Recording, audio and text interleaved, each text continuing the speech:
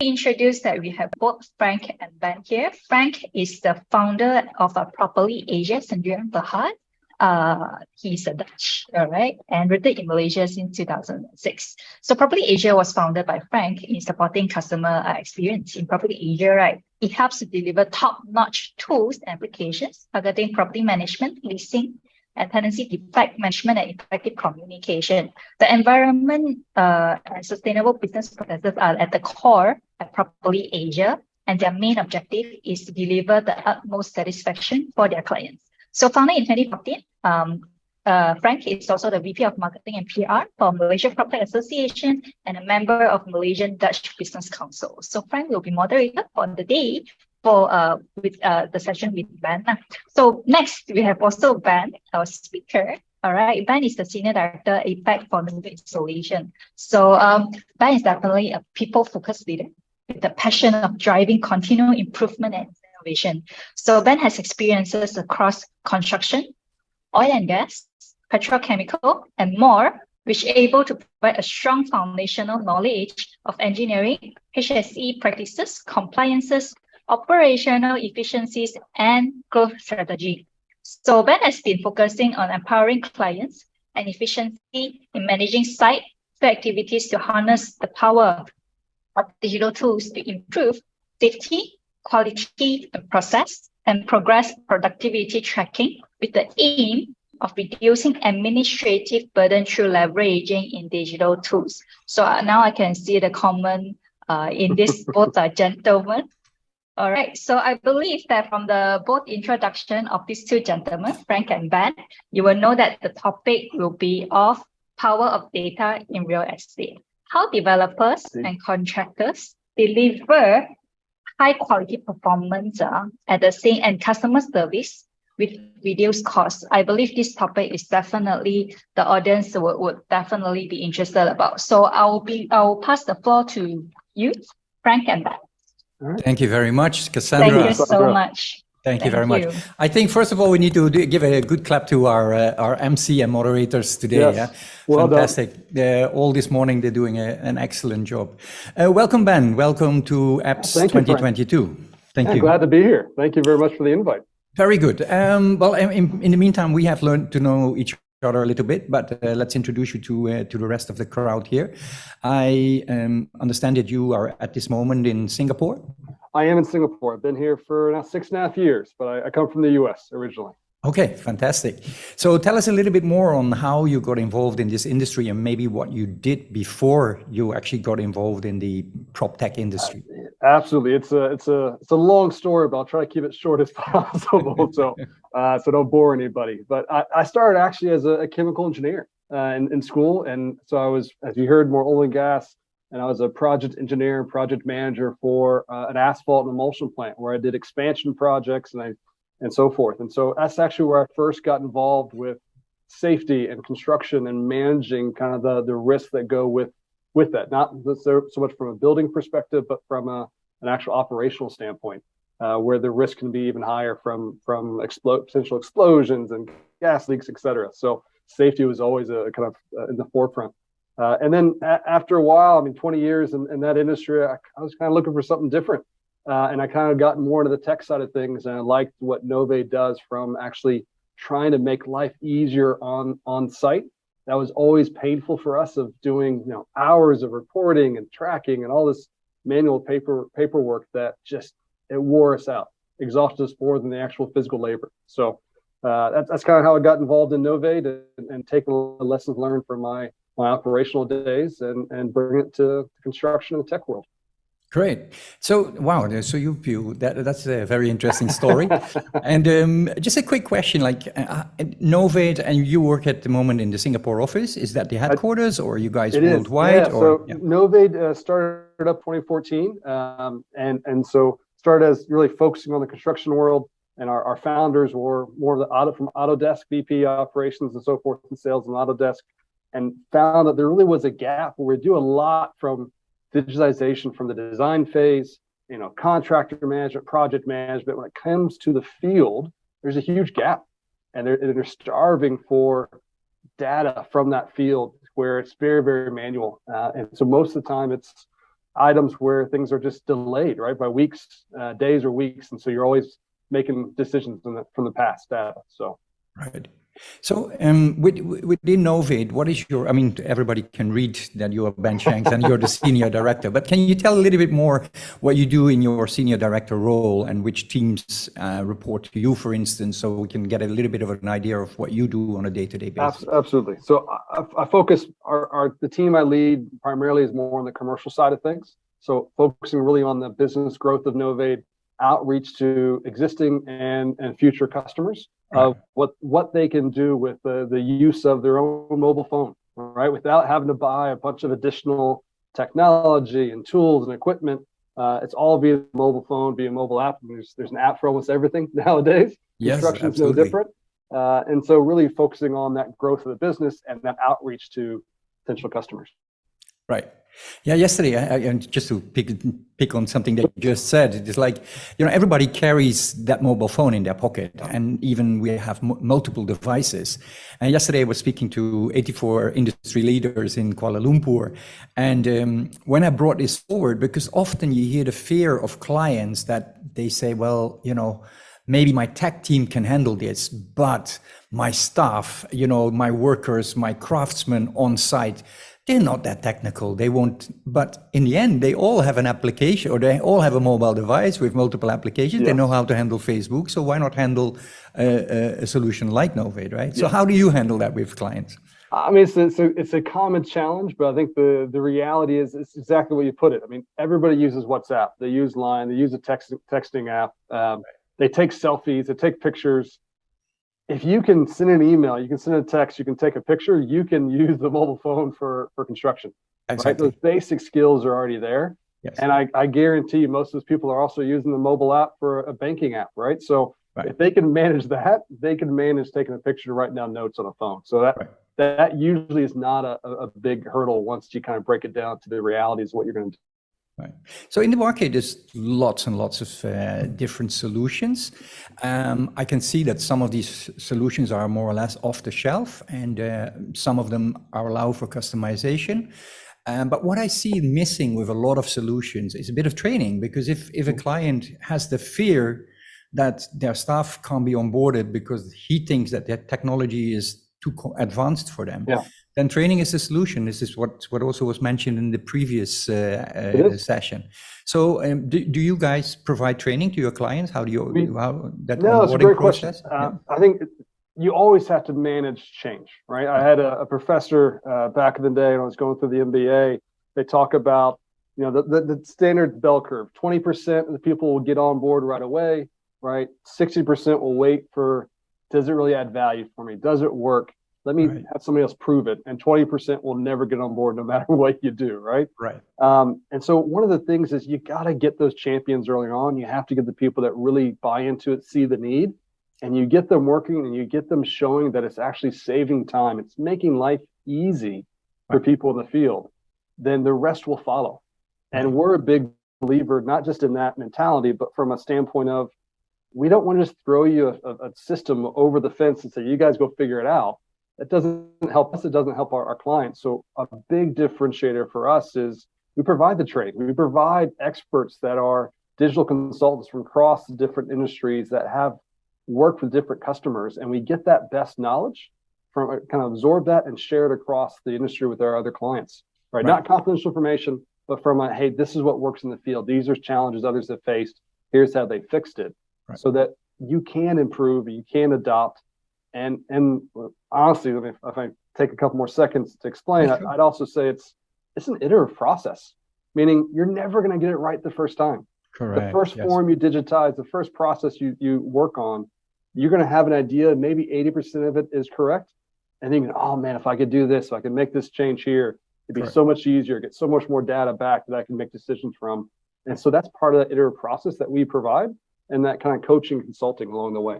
Right. So just let's say talk a little bit about the practical sense of things, right? Yeah. So let's say tomorrow, because you're on the commercial side, so you speak to potential clients, right, in the industry. Yeah. Let's talk in general. Let's not talk about Novate, but what would be your approach?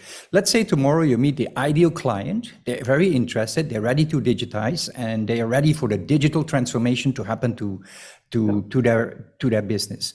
Let's say it's a client with about 100 employees. Okay, so that would be a potential 100 users going onto whatever system that they are choosing for, right? Mm-hmm. What would be your approach? Going and digitizing everybody tomorrow, or go team by team, or chunk by chunk, or development department by department? What would you do and why? That's a great question. My recommendation is start small, right? Chunk it up in bite-sized chunks. So as you're managing the change in culture, because that's something you can't ignore. Right? That's a big change to go from manual paper to something new, even if it's easy to use. So if you start small, find one key pain point, one key challenge that is just aggravating you, it's absorbing a lot of time, right? Find that one thing, and whether it involves one team or multiple teams, that one element, that one process, if you can fix that, you can improve that, now you've kind of got that snowball effect of some momentum. People start to see that, hey, there's some reason why we're doing this. It adds some value. It makes my life easy. I can get some more data out of it. And then you can add the next one. You can add the next one after that. And you don't have to fight the battle of change every single time. Right. If you go too big, you can have some grand plans. But if you go so big and involves all the 100 people that you're talking about and everything they do, that's just too much change too quick. And they're gonna resist. They're gonna push back, no matter if it's good for them or not. It helps them. So start small, get some momentum as you go. Yeah, because in the end, I mean, if you have a client that is not using your solution, then that's not effective for them. Correct. It's nice for your bank account for 1 or 2 years, and then they also disappear, right? Until they find probably even less than that, right? Yes, 6 months in, they're like, oh, this is horrible. No one's want to use it. It's too complicated because they started too big. Right. So let's talk a little bit about Novate. In principle, the way I look at the property industry, right, when a property is scheduled to be built, then the property developer, which is probably part of your client, potential clientele, right, goes through 4 main phases, I would say, just to explain to the audience here. That will be a planning phase. This is where the architects come in and where the consultants come in, and where all the paperwork is dealt with to government, and to get all the permissions to actually start building there. Then there is a secondary process called construction. So that's where the actual construction happens, and where it is a construction site, so it is a very unsafe place. Yep. Right? So this is where safety is a issue. And then there is a marketing and sales process, because most likely the building will be sold, or something will be sold and marketed. And then there is a aftercare services, post-sale services, customer care departments, all of this. So where does Novate fit in within these 3-4 verticals? So I think really the last 3. So as soon as you break ground, as soon as there's activity in the field, what we're really strong in is taking those site processes, field activities, and helping you automate, manage it, and smooth out the process so you can save time. So for example, as we did an analysis with our customers, the permit to work process, which is something that's required for safety. You have to do an analysis, assess the risks, make sure you have enough mitigation so people can conduct work safely. Nobody gets injured, nobody gets hurt. Right. That can take, from the initial application, review, approval process, that can take 2+ hours. And while the whole time you have hundreds of people maybe in the crew sitting idle, just waiting for that to be approved. Right. That's a lot of time and money. Right? You add that up every day across a 3 to 5 year construction project, that's a lot of money. We even had a customer of ours who, before they were paper, some of their subcontractors sued them for back pay worth about 30 years of one person's time because their approval process was so slow. Right. So now they had to go and had their lawyers go through rooms of all these boxes of permits to work over the past 5 years to see, was it our fault? Was it the subcontractor's fault? Why does it so long, right? So this is where a digital process can help save. But that's an idea of some of the kind of the return on the investment side. But so we start from breaking ground all the way through the handover to the homeowner to make that process seamless. Right. Very key during COVID times where people couldn't get out, they're isolated, but we still have to work. We still have to construct. We still have to sell the building over to homeowners. all the way through then the maintenance, right? So you can track the life cycle of that building and understand what type of money and time I'm investing in it. Am I keep fixing the same things over and over again? So I'm kind of throwing money out the door that could then have an impact and save me if I fix it the design stage. I can save that next time. Or from a maybe I need to replace that asset, make a change, so I don't have to keep changing it and paying money towards it. Right.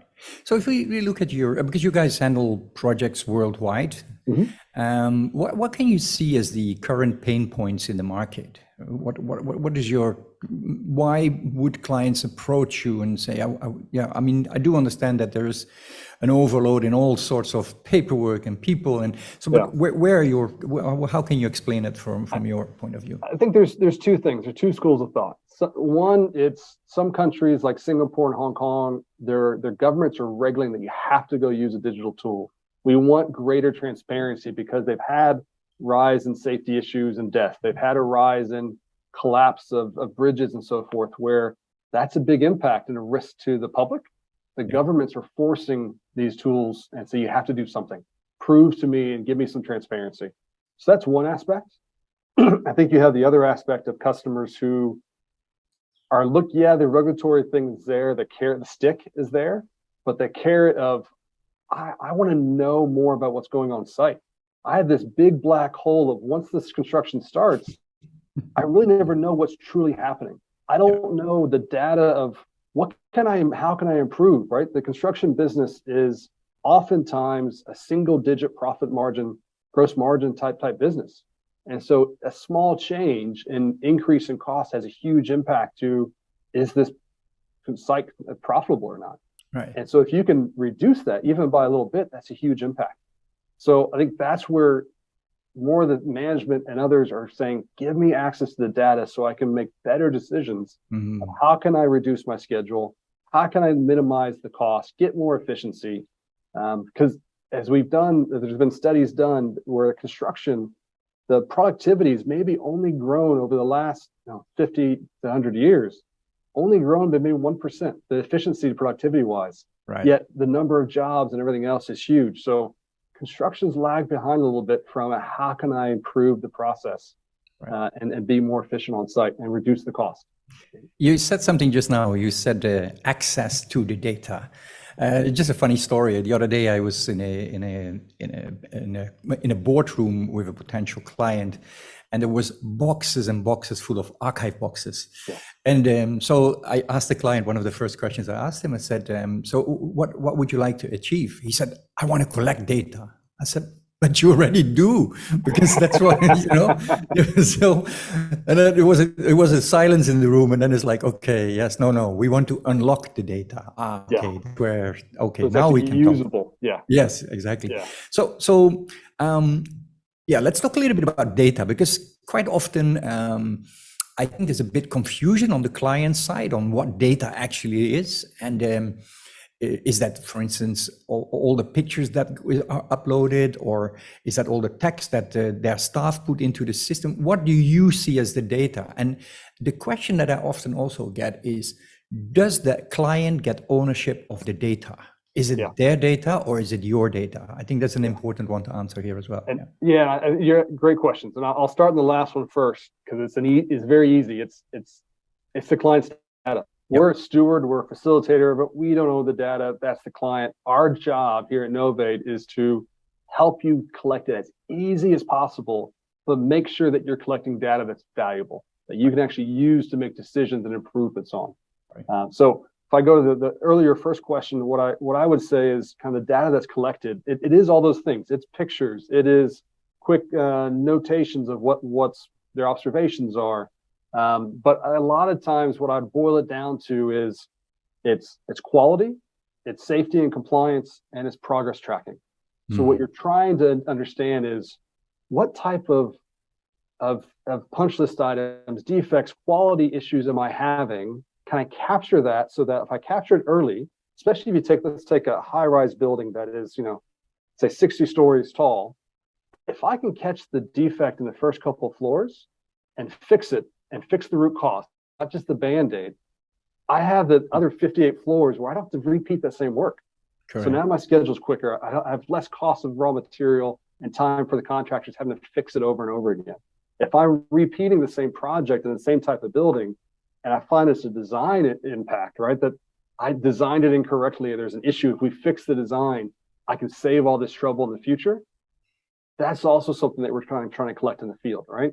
That's the type of data, like you said, are locked in those boxes that people are assuming that they're going to be able to go back to, easily find it, or that they'll remember. I remember we had this issue, we had that issue, and now you're counting on the person remembering things.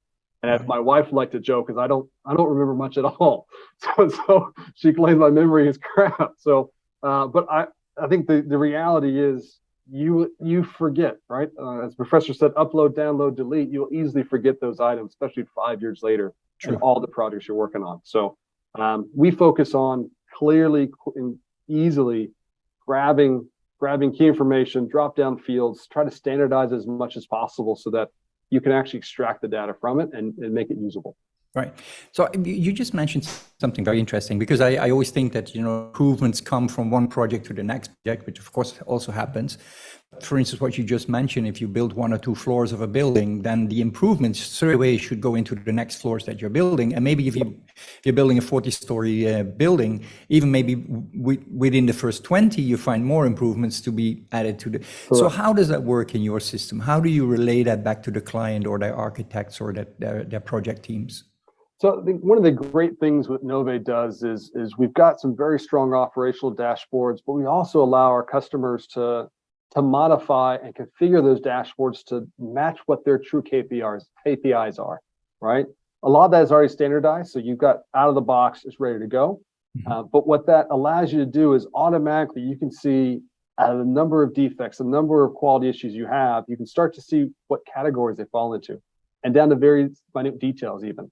And then you can start to see that trend analysis of how it keeps growing. You can see the trend analysis of which contractors are doing that work, right? So by contractor and by person, is it the inspector? One inspector is just very, very nitpicky.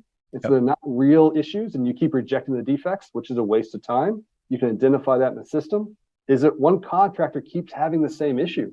So maybe they were the cheapest contractor in the initial bid, but now you know why, right? That it's transparency of, but now I spend all this extra time to coach them and to track them and have all these defect issues that I go back and repair. And then it just extends my schedule. And as a developer, that means the longer the schedule, the longer it takes me to be able to sell it and get payments from my customers. Exactly. So my cash flow gets impacted. Yep. Right. And the cost keeps going up and overruns. So those are the type of things we tend to track, and that dashboards give you that ability and that transparency.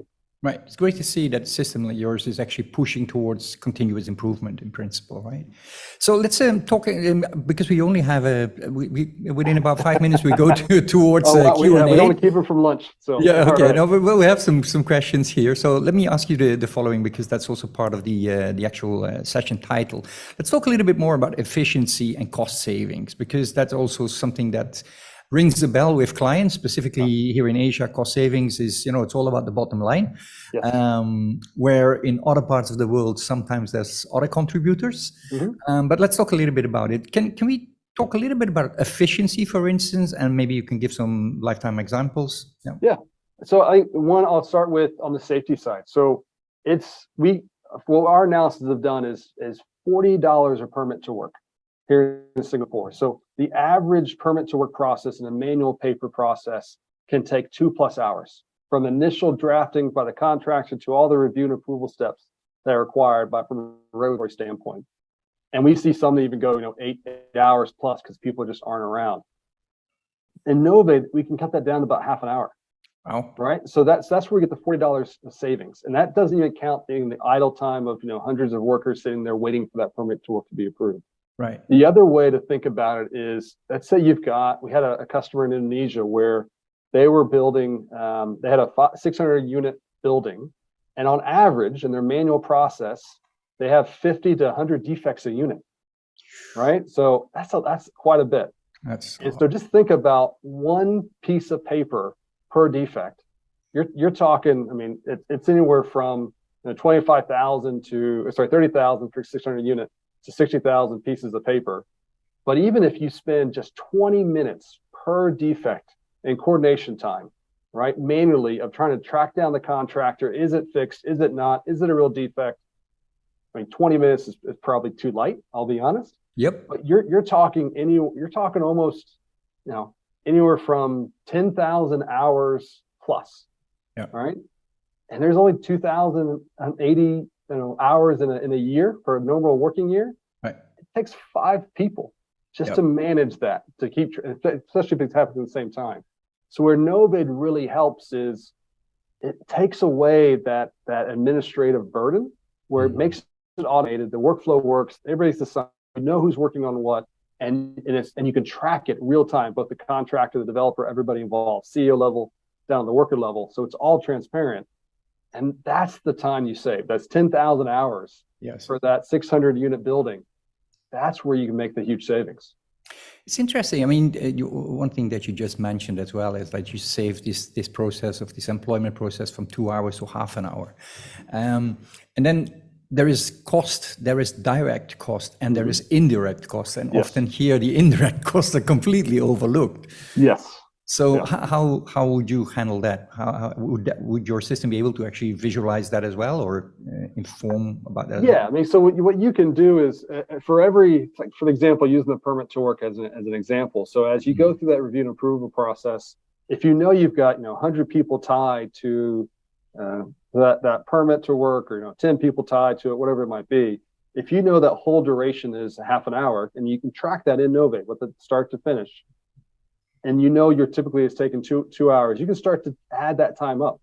Number of people tied to that job activity, how long it took to do from start to finish, that's their idle time. That's the opportunity cost, a little bit real opportunity cost of how much is it costing me because that process is delayed. Right. And if you now look at and nobody helps you track those review and approval times, and you can start setting targets of how fast I want to get it done, you can have a measurable impact of the actual cost that I'm saving or offsetting or mitigating that the contractor could back charge me. So again, that example I shared earlier of one of the contractors being sued by their subcontractor because equivalent of 30 years of somebody's time because they just sat there, it couldn't work. That's right. Crazy. But they had to pay them, right? Yet the contractor still have to pay people on site for the time they're there, whether they're waiting for the permit to be approved or not. Yep. So there's some real costs tied to it. Let's talk a little bit about the actual market, because I understand that you guys run projects worldwide, not just buildings, but also all sorts of other projects, railroads, tunnels. How does the local Asian or Southeast Asian market compare to worldwide from a project point of view and a project management point of view? What can you tell us about that?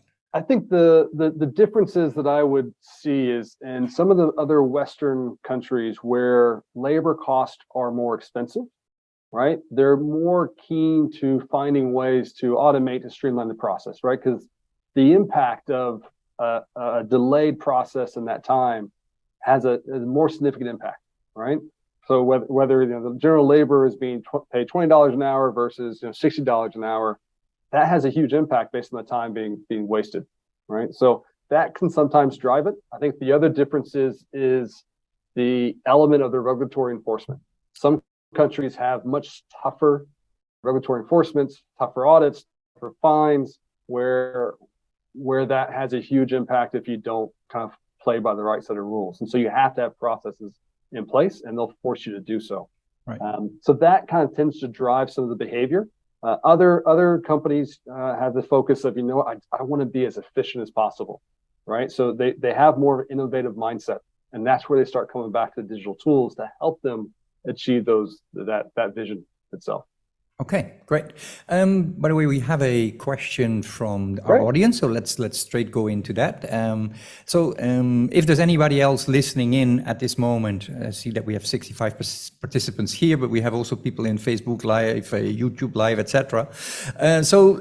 We have a question from Azman Mohammed Sofian. Obtaining planned approvals from your local authorities consume a lot of time. How do we get them to adopt PropTech extensively so as to reduce the time taken normally in months? So great. So he's thinking about actually automating them included. Yeah. That's great. Yeah. So would you have a solution for that? That's actually some of the things we're working on today with some of the government partners that we have. So a lot of our business at the Novate actually is with government entities where they're the property developer or they're the inspector from a safety and quality auditor perspective.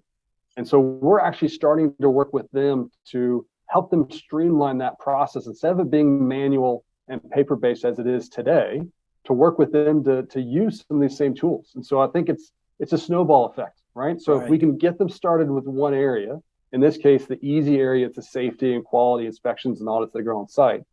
As they do that, they start to open their minds a little bit of how I can further use these tools to innovate and digitize and streamline the process. Right. So again, same as if for any companies first starting, get a specific use case, get one item that causes enough pain, solve it, and then the rest will slowly come. Right. Fantastic. That's great. Okay. In part of the title was also that we had to talk a little bit about client and satisfaction. So client satisfaction, customer satisfaction, resident satisfaction, because I'm sure that you want to make sure that your clients are satisfied, but they want to make sure that their clients are satisfied. So from your perspective, how does client or customer satisfaction affect the client's brand? Because that I think is an important part of it. It is. So I'm going to answer that in two realms. So one from a stakeholder investor into a building construction project. We had a question earlier about ESG and sustainability and trying to measure that. How do I get the investors and my stakeholders to buy into it? I think one of the things that we see is there's a lot of investors who want to invest in green projects or greener projects, right? Where the interest rates, the loans can be more advantageous if you can prove that you're going more green, you're reducing your CO2. Yep. One of the things where Novate can help is help you even just know where you are. Start to track and identify that data of what is my fuel consumption? What is the amount of concrete I'm consuming, the amount of metal I'm consuming, or how much waste I'm using? So you can start to measure where you are, and then you can start to say, okay, how can I cut?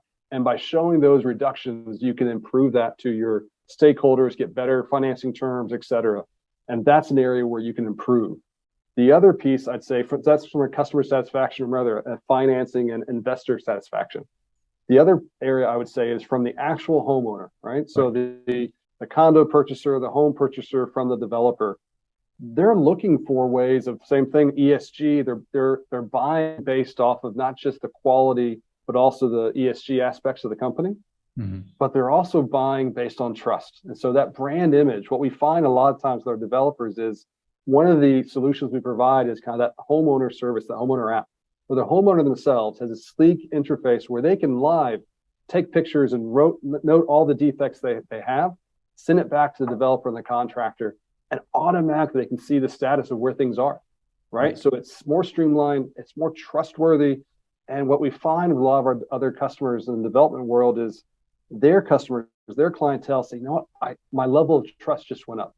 My level of value that you provide to me, now I love it, right? So that has a huge impact on their brand itself, and they're taking that to the next level, right? So that's what we see as well. Fantastic. Good. So in principle, you're helping brands forward as well, getting better brand recognition, which in principle is better for in the end for their sales process, right? Indeed. We moving towards the last minutes of this session, Ben. So far, it's been really informative, very, very good. So some great questions. Keep them coming. Thank you.